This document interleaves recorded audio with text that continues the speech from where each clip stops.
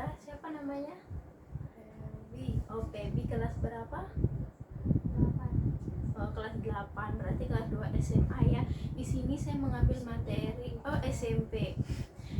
Di sini saya akan mengambil materi tentang status gizi kurang pada remaja.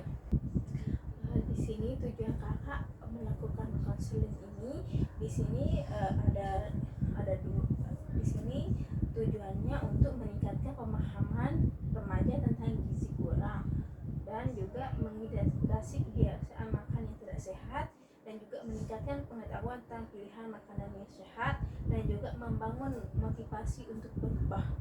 Nah, di sini ada tujuan jangka panjangnya untuk mencapai status gizi optimal dan berat badan ideal, dan juga membentuk kebiasaan makan yang sehat dan berkelanjutan, mengembangkan citra diri yang positif dan sehat, meningkatkan kualitas hidup remaja secara menyeluruh.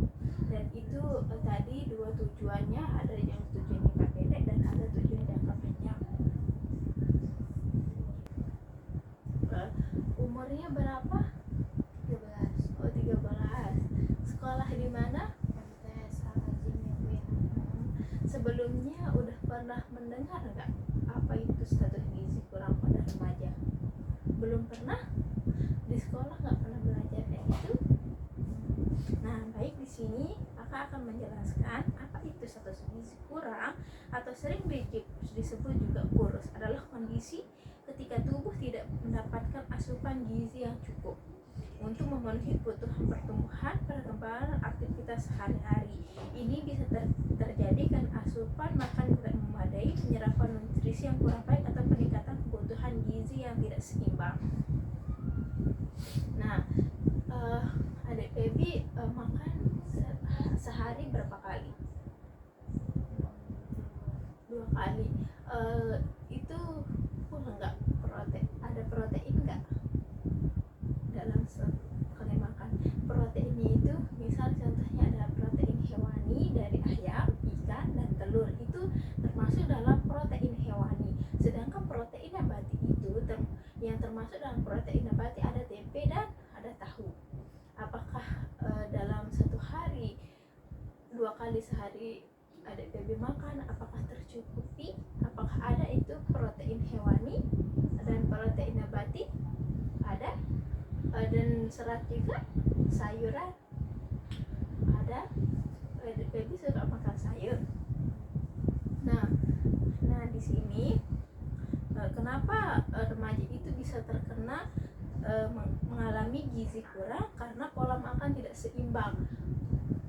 Kenapa adik pola makan tidak seimbang itu lebih suka mengkonsumsi makanan instan seperti mie, terus yang nugget itu yang siap saji, itu sebenarnya tidak baik untuk dikonsumsi setiap hari. Boleh, tapi jangan terlalu sering ya. Diet, pola makan gitu. Apalagi sakit hati, lagi pikir banyak tugas makanya jarang makan, itu juga membuat remaja menjadi kurangan gizi, membuat remaja jadi gizi kurang. Jadi itu harus makan di sehari, dan harus ada apa tadi, ada protein, ada karbohidratnya di nasi, karena nasi ada gizi ya. Nah, juga adik Febi suka berolahraga apa enggak? Terkadang. Misal dalam 1 minggu olahraganya berapa kali? Jujur aja, enggak apa-apa, ngomong biasa, enggak usah tegang. Ini juga penting buat nanti adik Febi bisa, adik Febi dapatin nih konseling tentang gizi kurang pada remaja, nanti adik Febi bisa ngasih tahu ke teman-temannya. Nah, kalau olahraga berapa kali dalam 1 minggu misalnya? Satu pasti di sekolah aja. Di sekolah. Nah, rajin-rajin olahraga, bisa kita olahraga berapa? 10-30 menit sehari gitu. Nah, adik Febi tahu nggak tanda-tanda gizi kurang itu seperti apa? Nggak tahu nih, kakak kasih tahu ya. Nanti adik Febi bisa ngasih tahu ke teman-temannya tuh di sekolahnya, kasih tahu dia oh kalau kayak gini tuh boleh ya.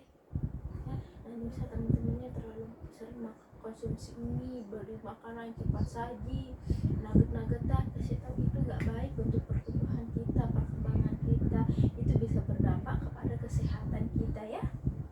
Nah seperti itu. Nah di sini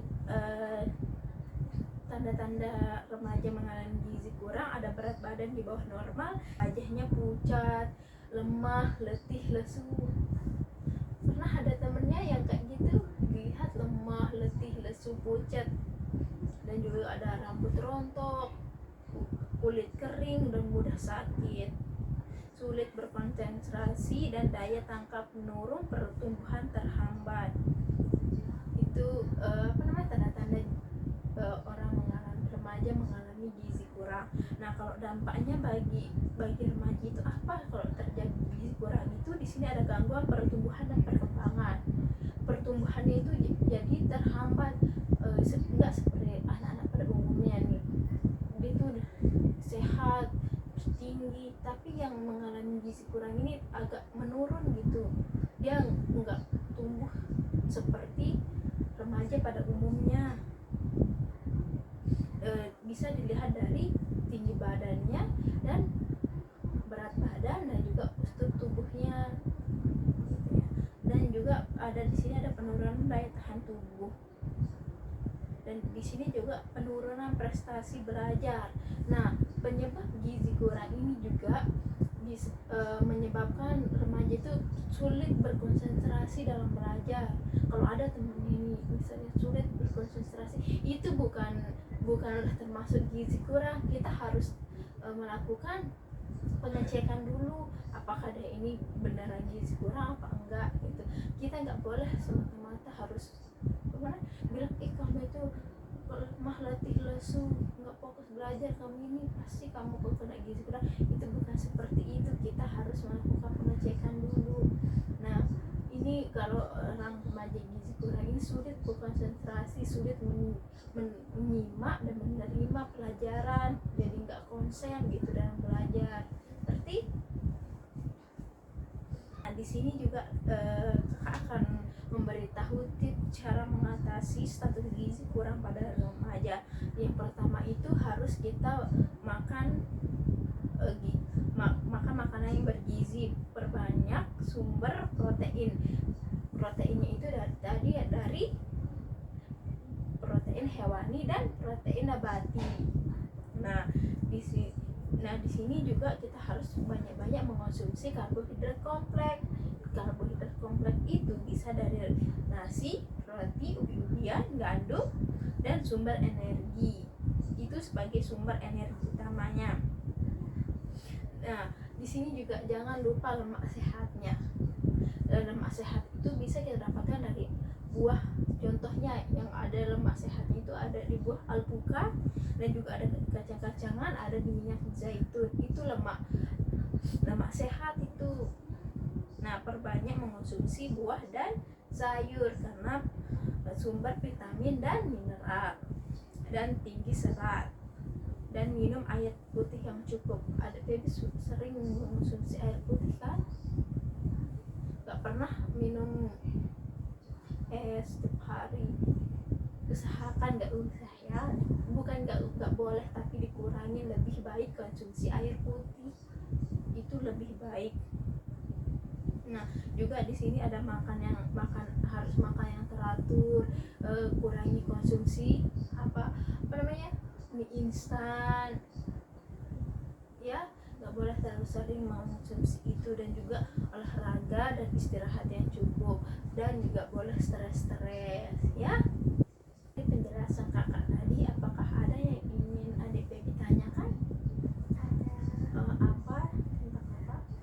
Jika kerjaan kita tidur di rumah seharian, apa dampaknya? Dampaknya itu buat kita tuh dampak jangka pendeknya dulunya, buat badan kita tuh bakal rasa lebih pegal-pegal, kita juga mudah capek, tidur kita juga sulit tidur, kita sulit berkonsentrasi karena melakukan apa-apa, kita cuma rebahan, cuma tidur, nggak melakukan apa-apa, nggak keluar, kita juga nggak terkena bersinar matahari. Nah, otot-otot dan sendi kita itu jarang digerakkan, akan terasa tidak nyaman dan kaku. Nah, itu yang bakal terjadi kalau kerjaan kita cuma tidur-tiduran aja, cuma rebahan. Nah, merasa lebih lelah kita juga. Aneh kan, kita padahal cuma rebahan aja, nggak ngapa-ngapain, dan rebahan itu cuma kita nonton HP, cuma guling di kasur kayak gitu kan. Tapi justru itu tubuh kita jadi sakit, lelah, dan mudah mudah mudah capek dah, pegel-pegel, karena energi kita itu berkurang. Terus juga tubuh kita tidak terlatih untuk membakar energi, sirkulasi darah juga kurang lancar. Nah, itu penyebabnya. Jadi apakah HDPB? Melakukan itu sehari-hari, dikurangin. Boleh kita istirahat, boleh kita rebahan, main HP, tapi kita harus atur itu kapan kita harus main HP, kapan kita harus belajar, kapan kita harus bekerja bantu orang tua, kayak gitu ya, biar kita tuh jadi sehat. Kita tuh dalam belajar konsentrasi kita tuh nggak bakal terganggu ya. Bagaimana, udah bisa dipahami? Baik, sekian dari konseling